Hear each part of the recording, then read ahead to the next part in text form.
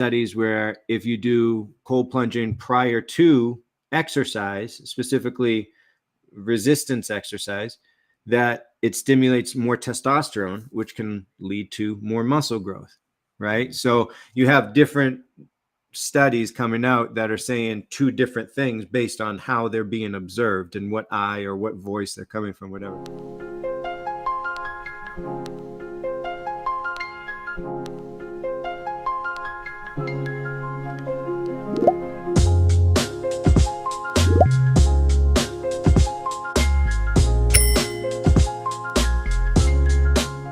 Greetings and welcome to the Art of Rising, where we are exploring leadership, transformation, and conscious visionaries changing the planet.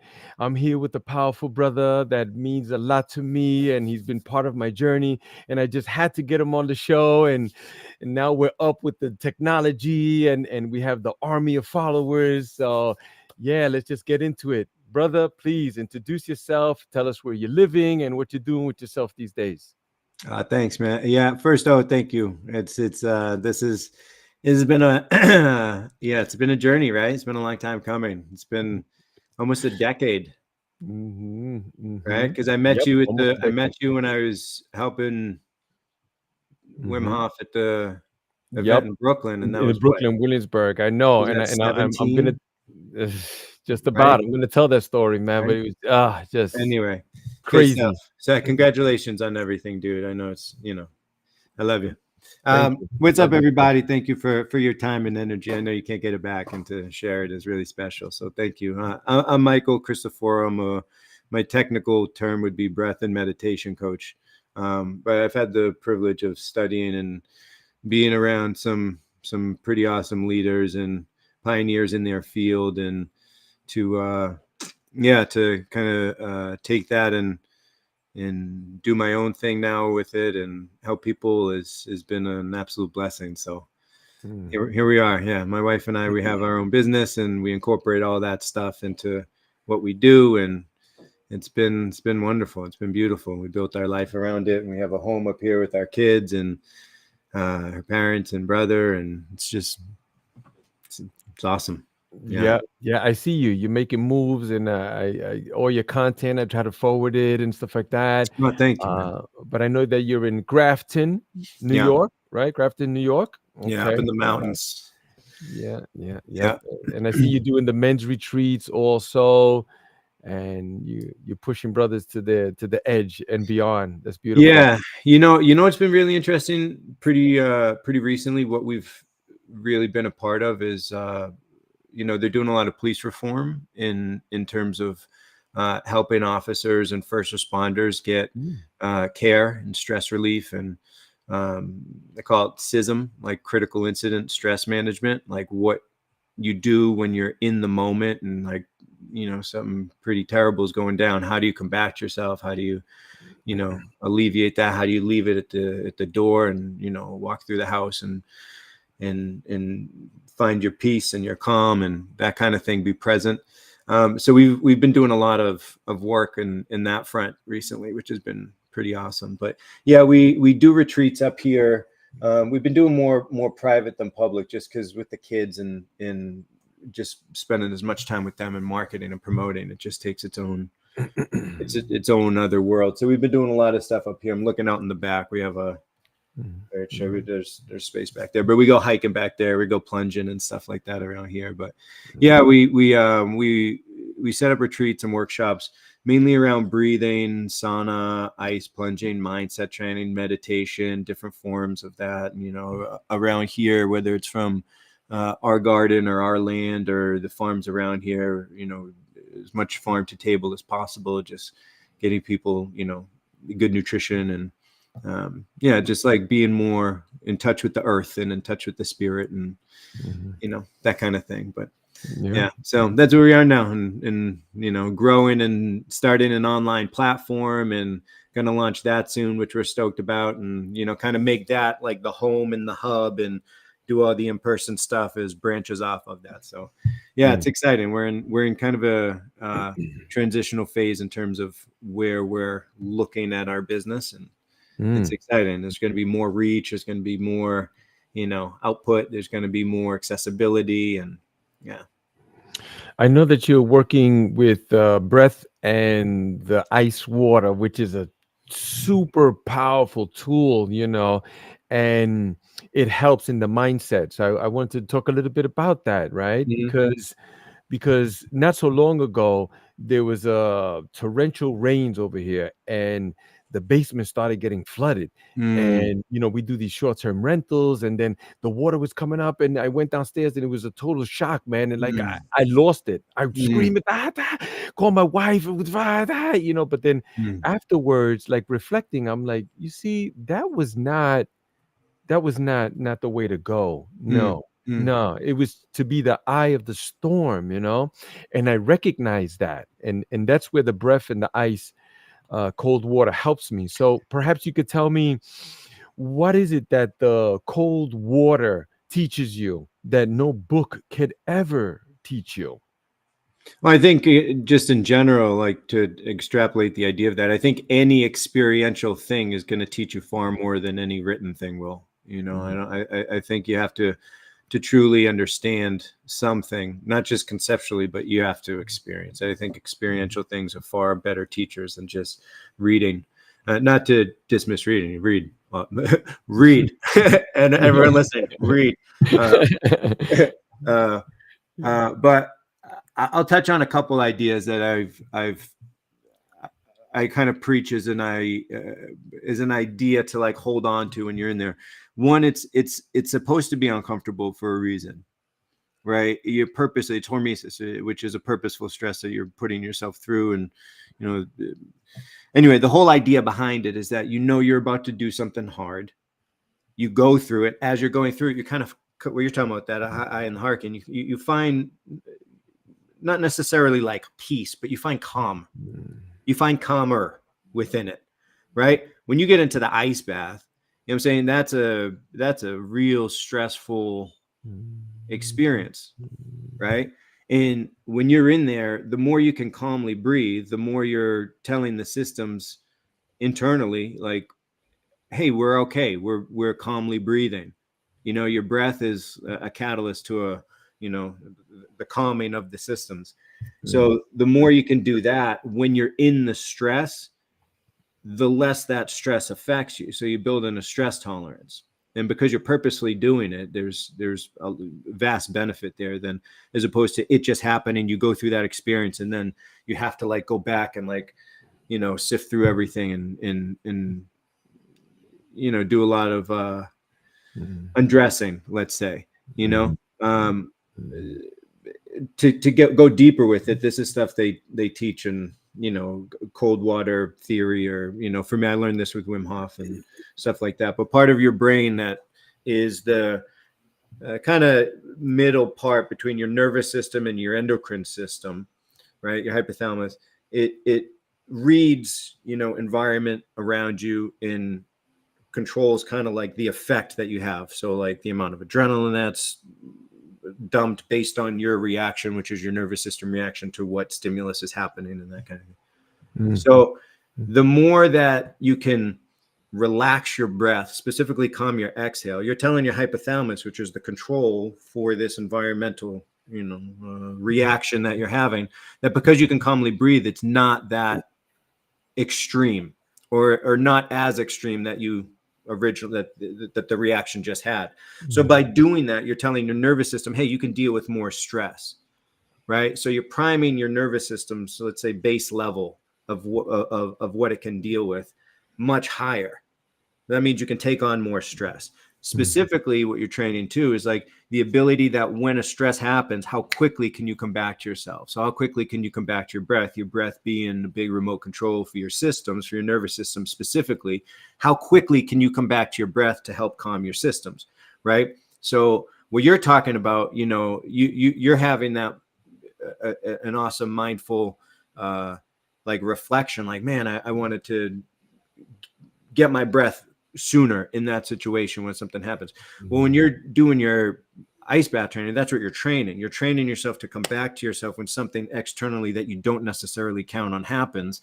You come back to yourself that much quicker because you're training that, right? So you work. I mean, you can go into a whole other discussion on like what it's doing for your circulatory system, how it's helping with your endocrine system specifically. You go into a whole other, but just in terms of, for me, what I think the uh, perhaps I don't want to say most useful, but one of the useful things that you get from the training is just coming back to yourself, training that, like shortening the gap between something happening and your response. Like you shorten that gap so it happens and then you're back to yourself.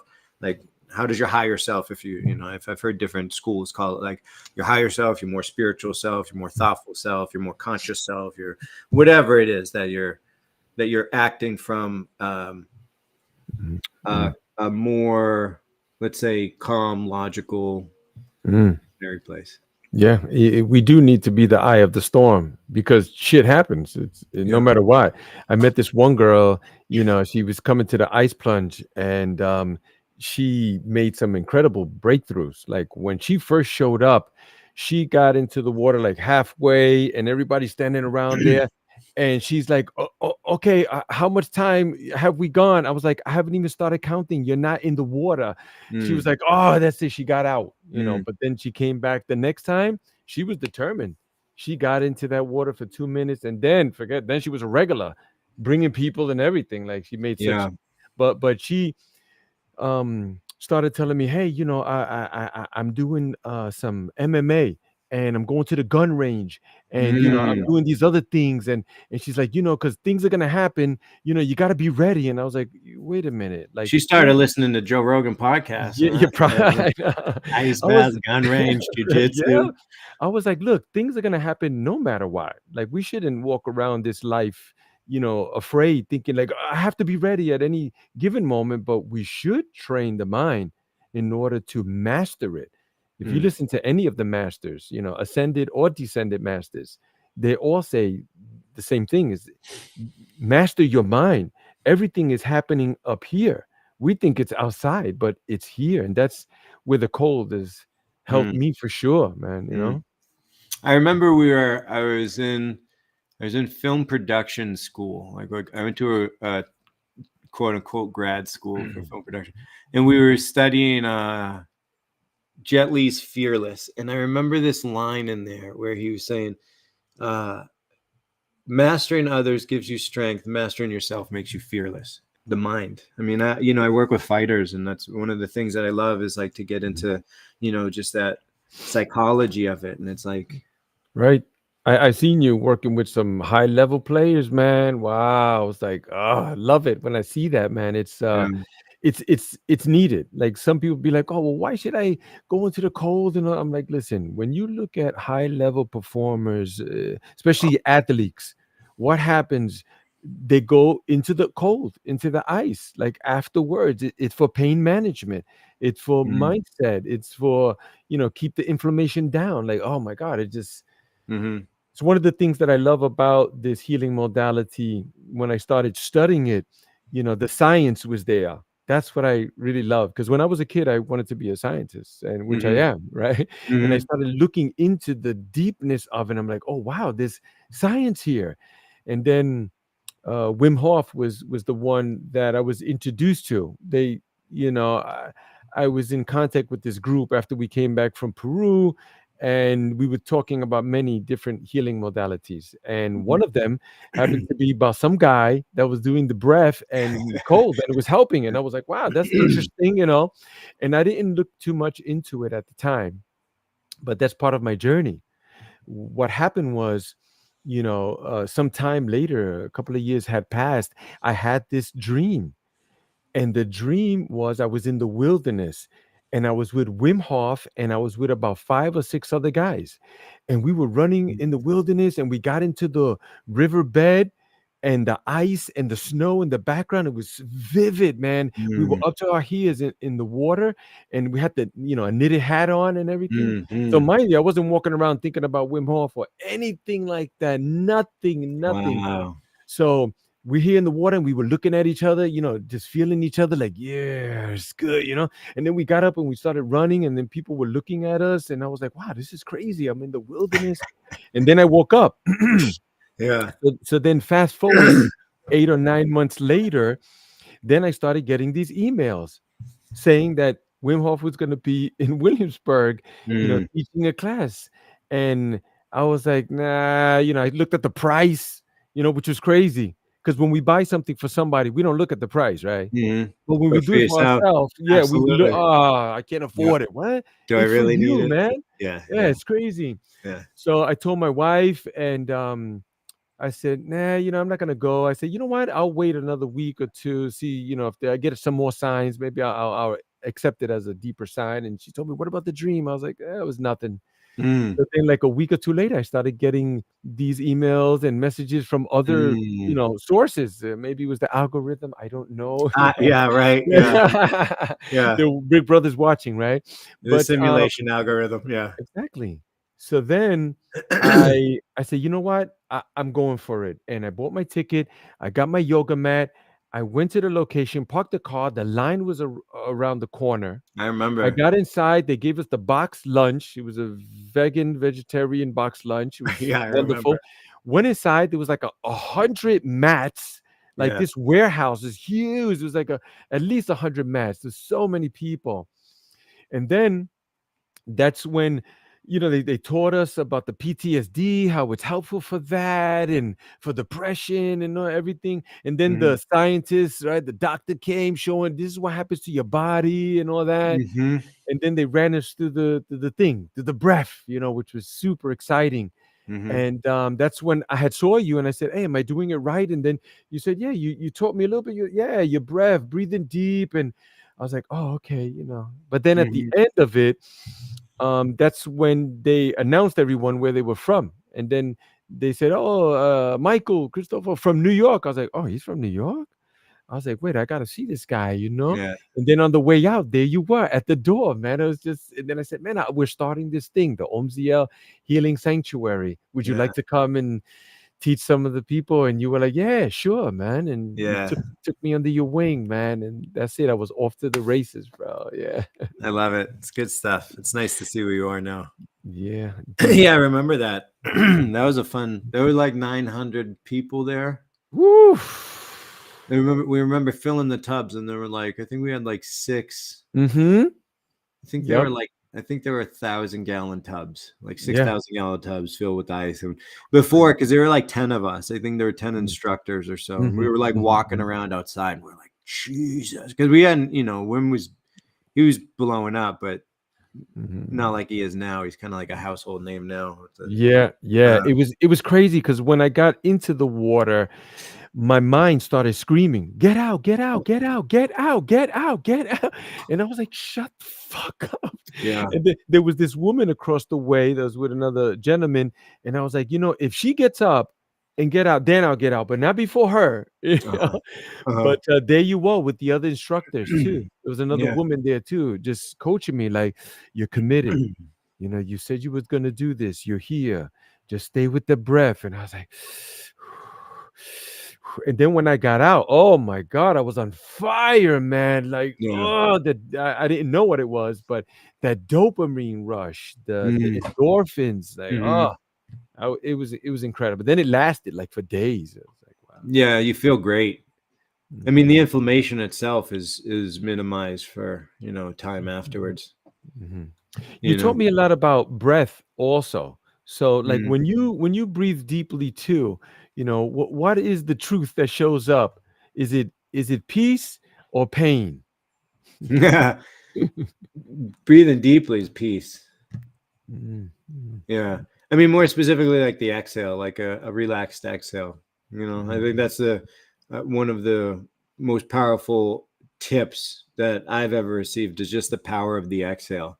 mm, The more you can connect your exhale, have it elongate and just kind of, cruise at the end, the more, I don't say the more, but it's a more of a path into your calming part of the nervous system, mm, your parasympathetic state. So the more that, and it's also the thing that, you know, when you get scared or cold, it gets taken away. Like, you know, it's scared, get scared the breath out of you. It's like, Yeah.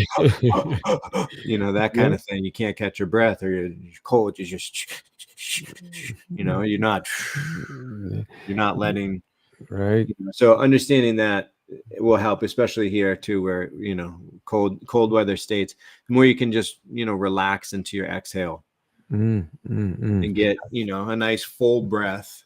One of my teachers, Patrick McEwen, has a dope saying, you want an LSD breath, low, slow, and deep. Right.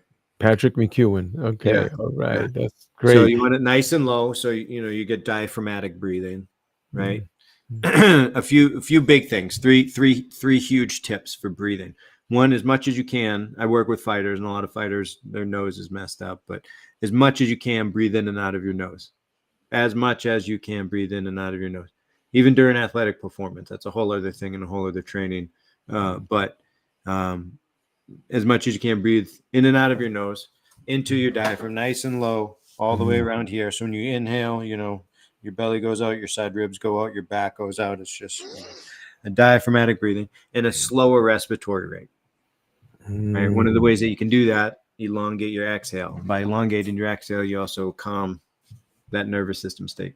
So anyway, yeah. So for me, long-winded answer to your question, a full breath is a calm breath to me, because a full breath means that, like, if you have a full breath, you have a full exhale, or a gentle exhale rather is a better one. You know, it's like you don't want to force any part of the breath. Yeah. What about you?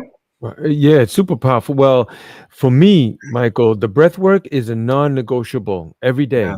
Like I may, I'm running, so I've gotten up to 7 miles every day. Like I could do Dude, 7. Yeah, congrats, bro, man. I'm on Well it done. 7 days a week. And I often say that, and I don't want to come across like braggadocious or nothing like that. I'm just really letting people know, like, if I could do it, trust me, you can do it too. Yeah. Yeah. And it's all up here. Like I hit the door and the cold wind hits you. Yeah. And I'm like, oh fuck. And I'm like, Yeah. nope, just keep going. Just keep going. Just keep But I wanted to tap into something that you were talking about before, and I forgot to bring it up. You had mentioned, you know, the studies that were around, like the benefits of ice bathing or cold plunging and stuff like that. There are also studies on the detriments of them as well. And you mentioned something before where it's like, you know, you feel so much better, right? There's an intuition there. There's an intuitive process there. I think that's something to really tap into as well, is how are you feeling, right? Because an example, I'll just give you an example. There's literature that's saying, you know, that cold plunging thwarts muscle growth, right? Now, if you were to look at those studies, it shows like post workout, if you were to get into a cold plunge, yeah, it absolutely does. 100%. You don't really want to be doing cold plunging after working out. You want to be doing sauna work. You want to be doing more heat, more cold, heat shock therapy, activation, protection afterwards. So anyway, if you were to look at that literature, it's like damning of cold plunging, where it'd be like, well, why would I want to do that? However, there are also studies where if you do cold plunging prior to exercise, specifically resistance exercise, that it stimulates more testosterone, which can lead to more muscle growth, right? So you have different studies coming out that are saying two different things based on how they're being observed and what eye or what voice they're coming from, whatever. But you had mentioned, you know, you just felt so much better. You felt much more alive. You felt that much more present. You felt that much more strong, or that much more connected. To really lean into that, you know, more so than studies that come out. There are going to be studies that come out that will say everything you want. There'll be studies that come out that say the opposite of everything you want. You know, but tune into your intuitive processing as well, you know, where you're saying it feels good mentally. I felt sharp. I felt sharp. I mean, fuck, that's a good indication. Like, you know, do that, because there can also be too much of it. You know, some people doing it every day, it's too much, and I agree with that. You know, and you should listen to that. And it doesn't matter like what studies say or when you do whatever. If it doesn't feel good or if that's too much, and you know, tune into that as well. Like I don't do a ice bath every day. You know, I do like a couple a week, 2 a week, minimum Right. 1 a week, but not I don't go crazy with it. I do sauna like 4 times a week. We have sauna here. It was one of the things that I had a build. I was like, man, this is one of those like having a space here. It's like I got to do something. I have, you know. We do that a bunch. My father-in-law loves it too. My wife and Wow. 92 years old, he gets in there with us. Woo-wee. That's Yeah. beautiful. That's beautiful, man. You know, Yeah. I do have a story for you also. I was on a men's retreat a couple of years back in the Poconos, and it was about 7 or 8 guys, man, great crew. And I found a waterfall, which I always do that, like outside water plunging. And we had done them before there, but this time it was like January, right? And we drove to the location, got there, and it was already frozen. Lots of it was frozen, but the water was there. So I'm telling the guys, come on, let's go. We're doing this, you know? And most of the guys said, nah, I'm not doing that. So only one guy stood up and said, come on, I'll do it with you. So we took our clothes off, had our bathing suits, got into the water, took a nice deep plunge. Like, ooh, the water was brick, you know? So then we Especially got out of moving too from the falls. Exactly. Exactly. So what I did was we got out and then I went back in to get a little bit more footage, you know, for the content. And here I am in the water and I'm feeling it and everything. And then I got out. Now my hands started feeling like slush. It was like, and then my feet were gone. I couldn't get my boots on or nothing. Michael, then I started feeling nauseous. I said, I'm in trouble. So I went back to the breath. I finally got my boots on and my gear. Now we're heading back to the car, you know, but now my mind's starting to F with me, you know, like, what if you die? If you just fucking pass out, you know, it's glad. I said, oh, just stay with your breath, stay with your training, go back to your training. So I started just breathing. And then I learned later that it was like it's hypothermia starts setting in.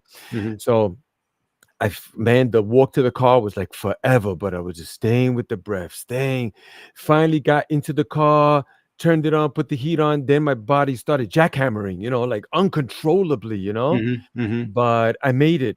But it was close, Michael. It was close. Like I learned, like, don't do that. Don't. That was a close one for me. That's the fucking ego of the gram right there, son. Had to go back in, get them beauty shots. Yeah. What's up, y'all? Yeah, what's up, yo? Yeah. Hey, yeah, everybody. yeah. Try not to shake while you're trying to be cool in the water. Yeah. Oh my God. I've done that before, man. I've Oh. been in the ice bath. I mean, not, you know, been in a ice bath. Like, okay, I'm getting ready to, you know, make some content, and it's like trying to look whatever, and just like, fuck, man, I gotta concentrate on my breath. And it's like, Yeah. you have an ego in there, it'll teach you real quick. You can't, you know, you gotta be. Have you ever like come like real close and be like, oh, that was not smart? Like, You want to you hear know. the dumbest thing I've ever done in my life?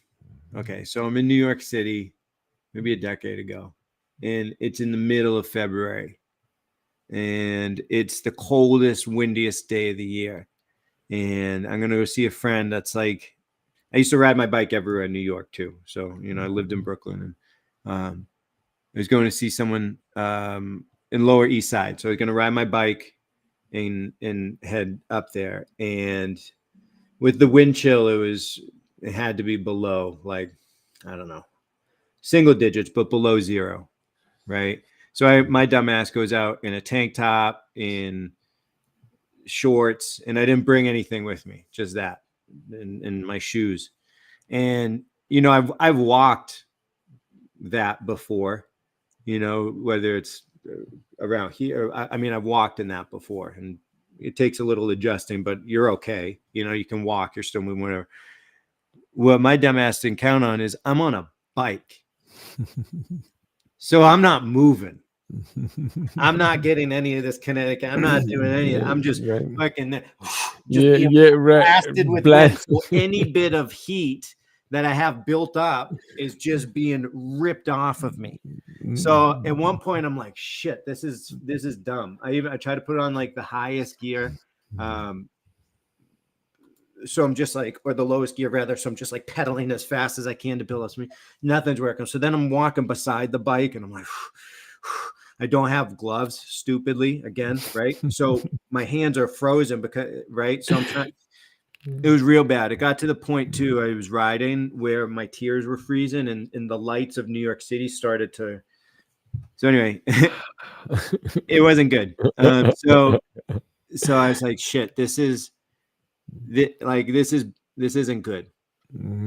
Okay, this plan, I have to abort this plan and come up with a new plan. While what you're talking about, like your functions start to go.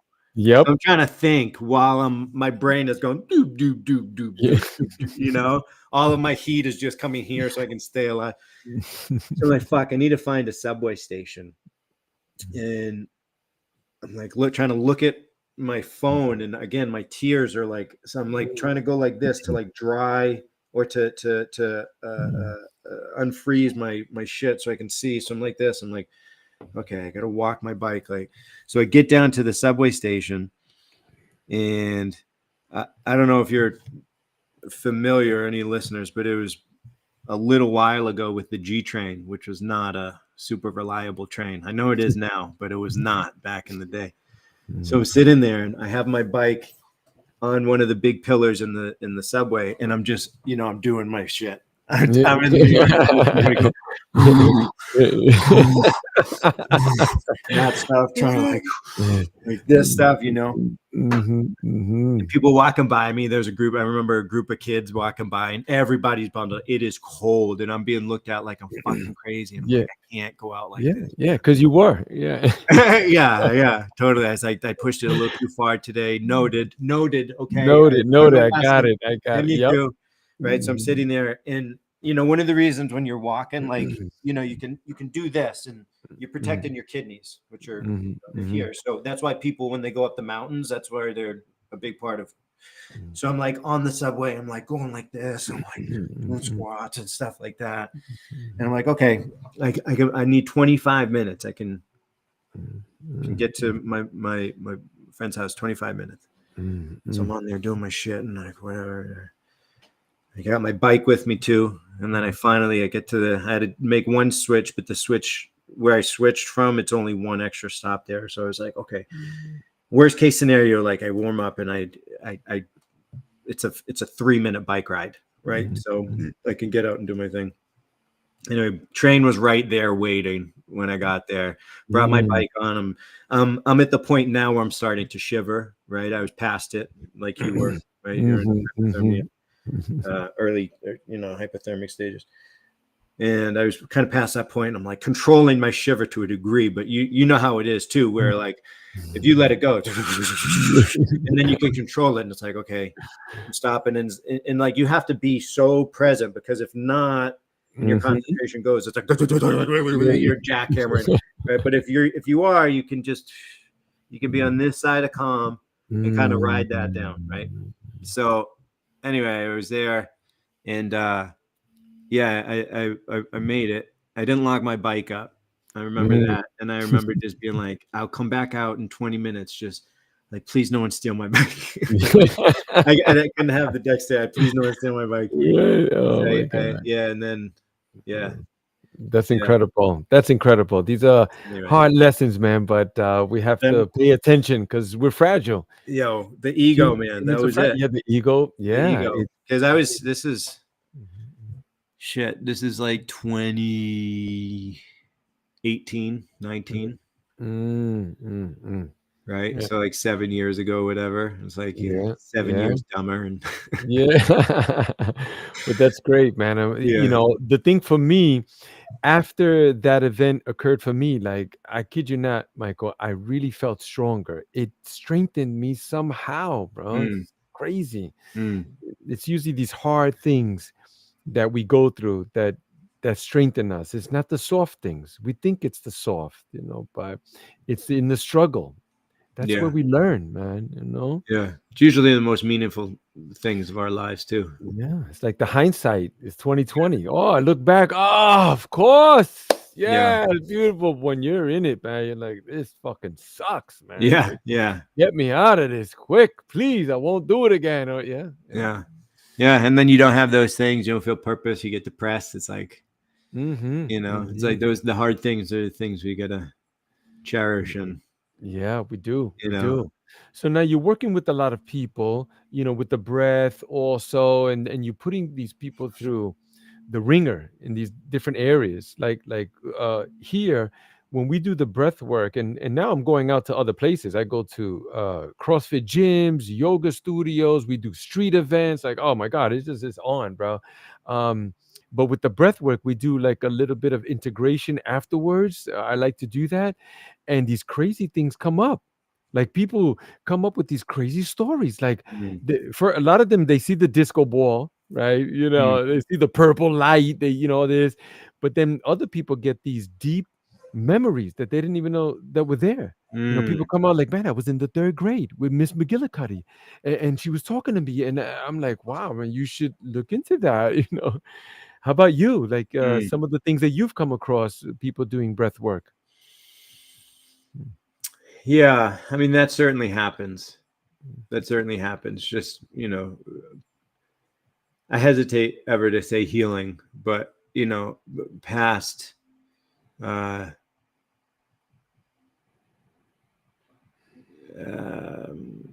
acknowledging and coming to acceptance, or whatever term you want to call it. I don't know. Perhaps there's healing there. I don't know, but I think that term is way overused. Especially in our space as well. But yeah, that certainly happens. I think something that is really special, that is a common occurrence, is people will come back and they'll be like, my anxiety isn't there anymore, or Mm, it's like way less.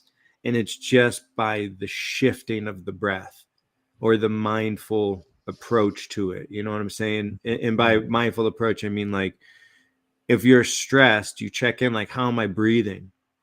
I guarantee you, most times it's going to be high and shallow. You know what I mean? It's going to be cut off from your diaphragm. That puts you in a psychological state that's more geared towards stress and the release of hormones that come with stress. And the more chronic it is, the more inflamed it's a slew of effects that are no bueno. And it's like the effects of just being conscious of a proper breath is huge. It's monumental, and it's so subtle and so small. So yes, those huge things happen where people are like, man, I went into my past and like I saw it. Like, you know what it is, right? yeah. And there are also people that are like, wow, I come back a few months later. It's like, I've been really focusing in on my breath. And I got to say, that thing that was there before isn't there before. It's like much, much, much less. It's not even a thing. And it's like, fuck, that's powerful. That's huge. Because you'll have these moments. You're talking about integration where it's like, you have these, we call them like inspirational moments, and they come, but they're fleeting. You know what I'm saying? And it's like the perspiration after the fact that really incorporates the habit into like a permanent state. It's like, or a trait, if you want to do the states and traits thing. But like, you're more, it becomes more of your being. And it's like, to me, that's the juice, that's the power. It's like, how do you, what the fuck is the purpose? Just to experience this like one time thing, if it's not going to last, or it's not going to be some source of something to, you know what I mean? So, especially if you're gonna put yourself in these uncomfortable positions, you might as well get something out of it. Yeah, I hope so. Yeah, it's just go full masochist where there's nothing. Right, exactly. Yeah, for sure. I mean, that's the idea of sacrifice. Kathy and I talk about this a lot. Like I think it's Kim Krantz who talks about with her cards. Sacrifice and sacred are they're cousins. They're synonyms to each other. They're very, very close, because it's like, you have to sacrifice something to get something, right? You have to sacrifice time. You have to sacrifice energy. You want to be a good I know you play ball. You want to play a good basketball player. You can't just fucking I'm gonna be a good basketball player, right? You got to sacrifice some time. You got to sacrifice some energy. You got to sacrifice. I know I was a baseball player growing up. I remember plenty of times where I was like, that's not the right move over there. Although that might be fun, it's not in line with where I'm going. You have to sacrifice things, right? And it's like when you do that, you get more in touch with the deeper parts, the spirit, if you want to call it that. If you're, if you're religious, the religious part of it, however you want Yeah. to I mean, phrase it. the breath, Michael, the breath is everything. It's everything. Like we could have all kinds of things, food and environments and those type of scenarios, but the breath, oh man, Yeah. it's God blew breath in our lungs, so it's That's the written. connector. Mhm. I think that Pete Holmes talks about this. He's the comedian. You ever seen him? Comedian Pete Holmes. Yeah. He talks about like a conscious breath, and like when you're literally breathing, you're breathing in consciousness. And if that's the case, then you're breathing in life. And if you can do that, then like every breath is meaningful. And if you're, that kind of thing, just like that kind of rabbit hole down there. But it's the connector. I think it's the connector to the unconscious, the conscious, the spirit, the physical, God and man, whatever. Yes. I think Yes. you can extrapolate it and put it into any, some people, I had one want. woman, she was coming for a while, and then we actually helped her become more closer to God and stuff like that. And then she was like, oh well, I can't go anymore to the ice plunge that you do. And I was like, why not? She said, oh, because you do that noise while people are in the water, you're chanting. And I was like, chanting? We're not chanting any, it's not no religious type thing. But there she was, like, and she stopped coming. But sometimes these are the preconceived notions that people have, or they're indoctrinated into. So my question to you is, what are some of the misconceptions that people come to you and you be like, like, do they come to you be like, yo, you're gonna fix this, right, Mike? Because I'm coming to you, or are you like, bro, it's not like that, right? I think the first misconception, I got this when I first started doing stuff with Wim, was that it was a cult. And they're like, oh, you joined a cult. And I was like, I guess so. Yeah. I mean, no, it isn't, but I see how you can say that. Yeah. And then it was like, well, cold plunging, it's like it's so dangerous. It's this cult thing, and you get this like high, and and it's like, well, no, that's not also. I understand that, but also not fully right the case. right. Anyway, Yeah. and now it's widely accepted, and not only Yeah. accepted, but like Oh my God. Yeah. heralded as like but that's how it is, man. We knew we were 10 years ahead of the game when we signed up for it, and all that shit that was going to come with it, and That's we were going to beautiful. be known as like hippie gnomes that live in the forest. Right. Yeah. And cold plunge is not anything new, right? Wow. So The studies happen from Sweden are like, I mean, they're decades old, man. It's yeah, like it's decades. been And going in on fact, forever. some of The the Romans, the oldest. Egyptians. I mean, That's right. there's. I wanted to mention about the Edwards papyrus that was found in the Edfu temple, that it was stating the ancient Egyptians were using cold as a healing modality. So it's that old, bro. Like, some people have made it popular. Like I've had some people tell me, oh, well, Wim Hof, he didn't discover, create shit. I'm like, yeah, but he brought the science to it.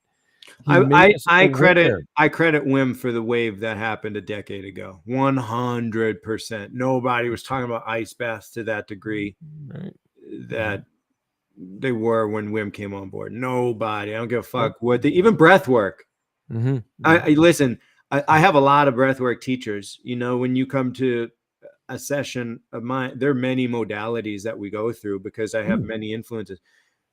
With all of that, Wim brought it to the forefront and kind of, I know he got some help for sure. Like, Yeah, of course. he got the Rogan bump.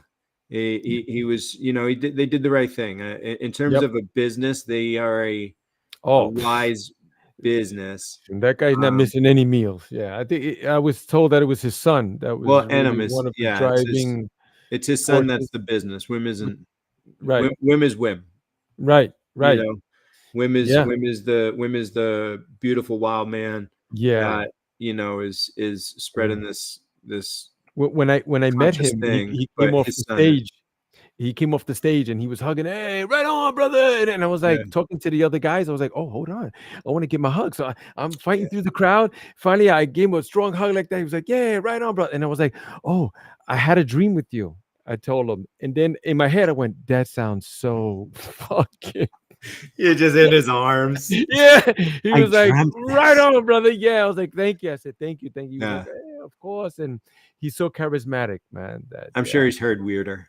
It's all. yeah, of course, of Yeah, course, well, yeah, that's the thing. I mean, I think any leader like that, I mean, be it be it cult leader or not, which yeah, I don't think of him as, I say that facetiously, yeah. jokingly. Well, They got to be charismatic. I mean, yeah. he's charismatic because he's like, one, he really believes all Yep. this. Like, he Right. wouldn't do this, and he's Right. created that in the people. I That's what drove me to like want to meet him, to want to study more, to I'm one of those people where if like I'm moved by something, I want to go meet the person. I want to feel Mm, if they're right. alive, Be and I yourself. Right. and can. I 100%. want to feel their presence. I feel like I have a pretty good meter. I want to gauge, bullshit, and Right. just, Exactly. I want to feel their presence and stuff. And Yeah. oh I've man, one was I've read beautiful. I got to spend ample, enough time with mhm, him mhm, and his fam, and mhm. um, I just did to be like, read a I dig whatever from here, this point that I'm seeing how mhm. they are together. It's like, it's beautiful. I read a couple of books, and some of the stories like incredible. Like his eyeballs were freezing up and like in the water Oh, under. going under the water, doing the Oh, my God. Oh, frozen it's plunge. just crazy, Yeah, it's but wild. He's a wild man. he's a wild man. He's a Yeah. wild man. Yeah. That's for But sure. He's all about it love and peace and stuff, but he's a wild man. That's for sure. Yep, it has helped me so much, bro. So much. I can tell you. And you're a part of all that, man. You just stepped into this world and you helped me so much, man. You came here like half dozen times, and some of the guys are still asking for you, man. Hey, what's up with Mike? Yeah, he's doing his thing, man. And I love it. and I try to push it, especially if in Brooklyn, because you're right Yeah. next to me. I put it right away. Go right there. Thank you, brother. Yeah. Yeah. Yeah, and if I haven't went, it's because it's the kids, bro. You already know. Dude, yeah, you've supported throughout the years anyway, and Of it's course. never, yeah. And we do a lot of events, so Yep. Yeah. I appreciate you, Yeah. and I'm moved by your sentiment, and to be part of it, however Mhm. guiding or just supportive, whatever it is yeah, I dig it. Mhm. So It's I it's a appreciate it. beautiful Thanks, man. thing. Of course, man, of course. It's a powerful thing. If I had a nickel for every time I heard somebody tell me, "Man, you changed my life, man. Mm, You helped me so much, bro." And I'm mm. like, "Bro, it's you." We like to say that we're the ushers at the movie trying to help you to get back to your seat without knocking somebody's popcorn over. Yeah, for Right? sure. Why? Because the That's movie's funny. yours. It's your movie. Yeah. It's you, man. We're just supporting you, bro. That's it. We Well, I think all that's a good teacher help. too. I think shitty teachers will try to kind of like guide the experience as Mhm. opposed to hold space for someone's experience.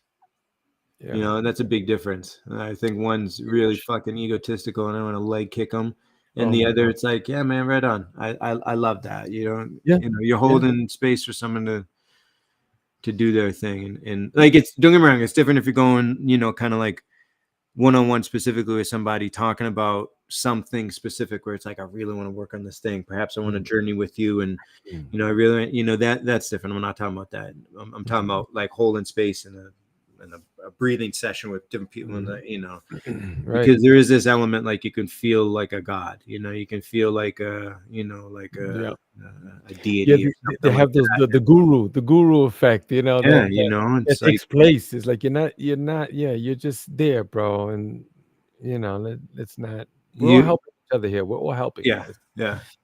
But yeah, I dig that. You just facilitate the space, man. So Yeah, yeah, that has happened often too. I tell my wife, "Hey, look, I'm following some of these leaders, man. When I start, mortgaging the house to them, or get, let me know, please jump in." then Like, yeah, because we can get blinded by some of those things. We want to see all those things in yeah. people, and that often happens. Sometimes I talk to people about some people who are charismatic and what they said or what they did, these accomplishments, and then they go, "Oh yeah, but he's been divorced 4 times. Oh no, yeah, but he threw his cell phone at somebody." Yeah, I'm like, bro, take the that's message. common though. Take Yeah, the message. that's All right. common. Take the message, not the messenger. The messenger is beautiful. Yeah, That's good, but it's people the are always message. going to try and do that. They're Yeah. always going to try and bring somebody down. But I agree. I mean, everyone's human, you know. But to throw the baby out with the bathwater is immature. It stops conversation. Yeah. It And you shows mentioned that like you don't fully believe in what you're saying because you right, can't sustain a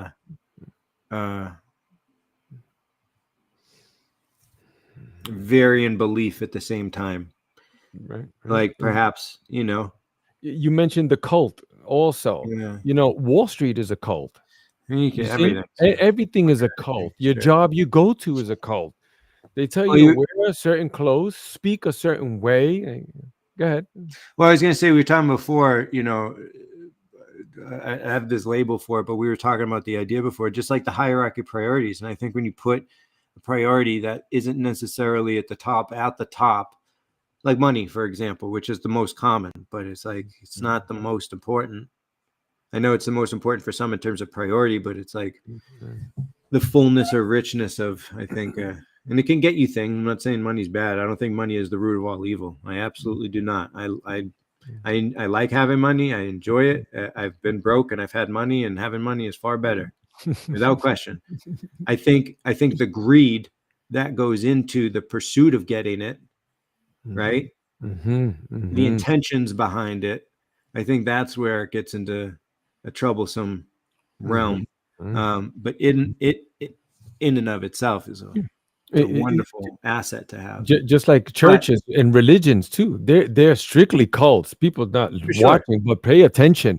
You yeah, see, they but all then, started out like that. the- It's just old. yeah, exactly. But then they start doing some of these things too, nefarious things. Like I was going Sure. to a church where the guy he was driving up with a new car every time, and my mom was on public assistance. I was there with the shopping cart, getting handout food. I was like, what? So, Well, that a lot of stress breathing. There's a lot of stress breathing right now. It's high, it's shallow, it's fast, it's mhm, panic.